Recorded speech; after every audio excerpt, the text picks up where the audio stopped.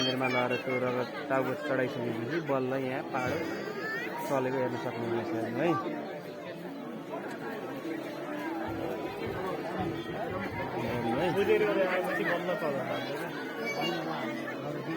होइन चढाइसकेपछि बल्ल चल्छ।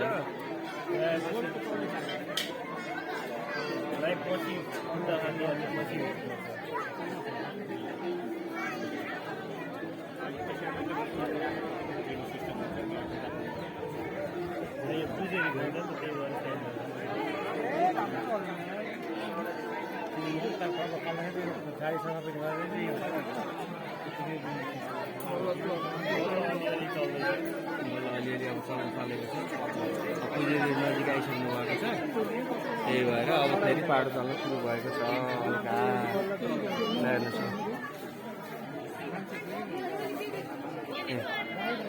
पुजेरीहरू त्यहाँ आइसक्नु भएको छ। उहाँहरू आइसकेपछि बल्ल यहाँ पाहाड चल्छ, बल्ल चल्न थाल्छ।